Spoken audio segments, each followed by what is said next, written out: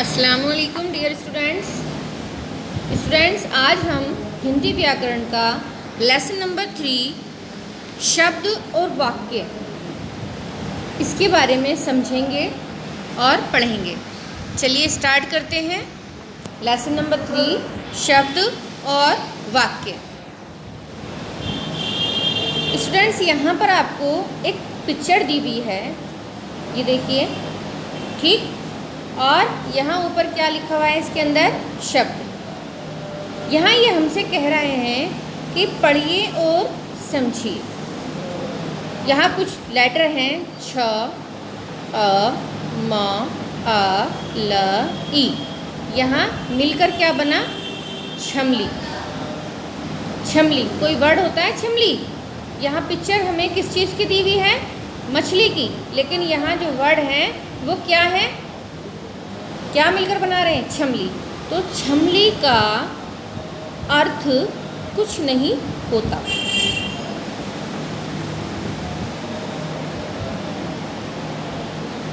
अब यहाँ पर हमें और आगे वर्ड लिखे हुए हैं, उन्हें देखते हैं।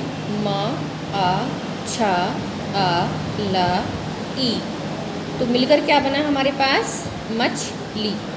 मछली का अर्थ पानी में रहने वाला एक जीव, यानी जो लफ्ज़ है मछली, उसका अर्थ होता है। इसी के बारे में हम समझेंगे कि ये हमसे क्या कहना चाहते हैं।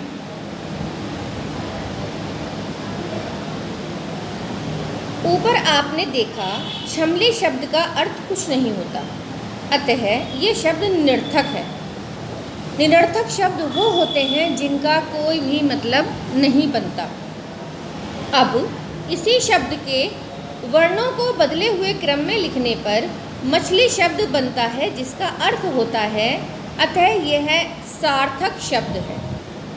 इस प्रकार हम कह सकते हैं कि वर्णों के सार्थक समूह को शब्द कहते हैं। वर्णों के बारे में हमने लास्ट चैप्टर में पढ़ा था, चैप्टर नंबर 2 के अंदर। वहाँ हमने क्या पढ़ा बच्चों, वर्ण, वर्णमाला, और उसके बाद तीसरा पॉइंट था हमारा मात्रा। अब यहाँ हम वर्णों से, जब वर्ण बिल्कुल सही सीक्वेंस के अंदर ज्वाइंट होते हैं तो हमें क्या मिलकर बनता है, उसे क्या बोलते हैं, सार्थक समूह। सार्थक समूह मीन्स यानी जिस शब्द का मतलब निकलता हो। अगर जो हमारे वर्ण हैं वो सही सीक्वेंस में लगे हुए हैं तो हमें एक सार्थक शब्द मिलेगा, यानी उसका अर्थ है मछली या कुछ और भी हो सकता है। लेकिन अगर वो उनका सीक्वेंस गलत है, गलत सीक्वेंस में लगे हुए हैं, तो उनका कोई भी सही मीनिंग नहीं निकलता। आई होप इतना आपको समझ में आया होगा। अब आगे चलते हैं हम। ये देखिए, यहाँ ये हमसे कह रहे हैं शब्द 2 प्रकार के होते हैं। कितने प्रकार के, 2 प्रकार के। पहला सार्थक शब्द। अब सार्थक शब्द किसे कहते हैं, जिन शब्दों का कोई अर्थ होता है उन्हें सार्थक शब्द कहते हैं। जैसे कलम, तोता, चिड़िया आदि। अब दूसरा प्रकार देखते हैं। सेकंड है हमारे पास निरर्थक शब्द। निरर्थक शब्द, जिन शब्दों का कोई अर्थ नहीं होता है उन्हें निरर्थक शब्द कहते हैं। जैसे यहाँ एग्जाम्पल में मकल, कुछ होता है मकल, तातो, लियाची आदि। इन वर्ड्स का कोई भी मीनिंग नहीं निकलता।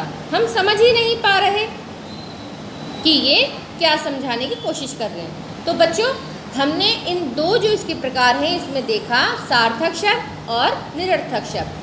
सार्थक शब्द वो होते हैं जो जिनका एक मतलब निकलता है, जिन शब्दों का मतलब निकलता है। निरर्थक शब्द वो होते हैं जिनका कोई भी मतलब नहीं निकलता। आई होप आपकी सभी की समझ में आ गए होंगे कि शब्द किसे कहते हैं और शब्दों के प्रकार क्या होते हैं। ओके।